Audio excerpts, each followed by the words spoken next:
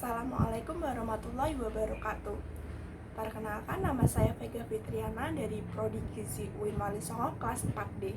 Nah, kali ini aku akan membahas tentang fortifikasi pangan. Sebelum ke fortifikasi pangan, kita harus mengenal teknologi pangan terlebih dahulu. Teknologi pangan itu merupakan ilmu yang mempelajari tentang bagaimana proses pengolahan makanan tersebut hingga siap didistribusikan atau disebarkan kepada masyarakat. Nah, teknologi pangan lebih bertekankan ke how, bagaimana. Nah, bagaimana itu maksudnya bagaimana pengolahannya agar makanan tersebut layak, terus bagaimana pengemasannya agar makanan tersebut awet. Jadi fokusnya ada dua, pengemasan dan pengolahan. Nah, teknologi pangan sendiri itu tidak hanya melibatkan dengan pengumisan, terus pemasakan, bukan hanya seperti itu. Ada sortasi, resortasi, terus pengawetan, lalu pengemasan, pendistribusian, hingga penyampaian kepada konsumen. Nah, jadi kalian sudah mengerti kan tentang teknologi pangan itu apa? Karena banyak produk-produk di supermarket juga jenis-jenisnya, seperti kalian melihat banyak jenis biskuit, coklat, seperti itu. Nah, selanjutnya kita bahas ke fortifikasi pangan. Fortifikasi pangan itu masuk ke teknologi pangan yang bagian apa? Kalian pasti mikirnya seperti itu. Nah, itu masuknya ke resortasi, yaitu penambahan zat gizi tertentu tergantung makanan tersebut butuhnya zat gizi apa.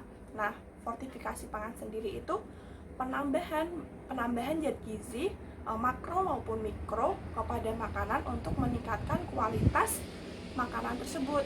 Nah, fungsinya itu yang pertama pastinya menambah nilai zat gizi karena penambahan zat mikro ataupun makro tersebut.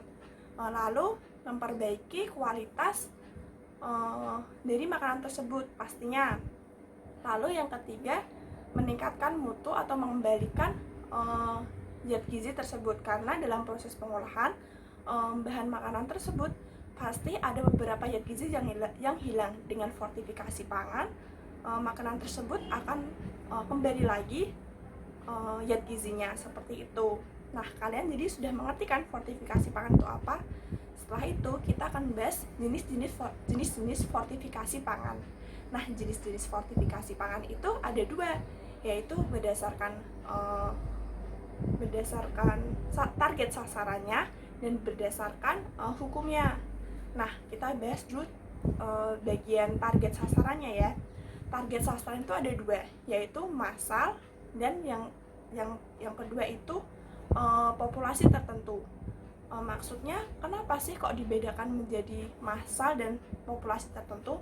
Nah, yang massal itu maksudnya makanan yang diproduksi dan difortifikasi dengan banyak, seperti kayak minyak, terus garam, terus beras, karena itu sudah menjadi hukum dari pemerintah juga. Nah, itu nanti bisa masuk ke berdasarkan hukum nanti. Jadi kan kalian mengerti produksi massal itu makanan yang diproduksi secara banyak untuk masyarakat. Contohnya itu minyak itu difortifikasi vitamin A, seperti itu. Lalu yang kedua ada berdasarkan populasi tertentu.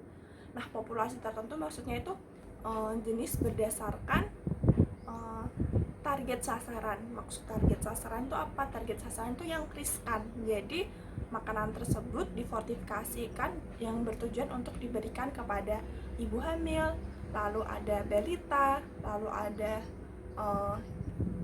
bayi. Jadi yang riskan terkena resiko penyakit yang membutuhkan zat gizi tertentu, seperti itu. Jadi kalian udah mengerti kan berdasarkan target sasaran. Selanjutnya kita berdasarkan hukum. Nah, berdasarkan hukum itu ada dua, mandatory fortification sama voluntary fortification. Maksudnya yang mandatory itu fortifikasi pangan yang sudah ditetapkan oleh pemerintah, yang artinya sudah diproduksi massal. Contohnya beras, terus minyak, lalu ada garam yang beriodium.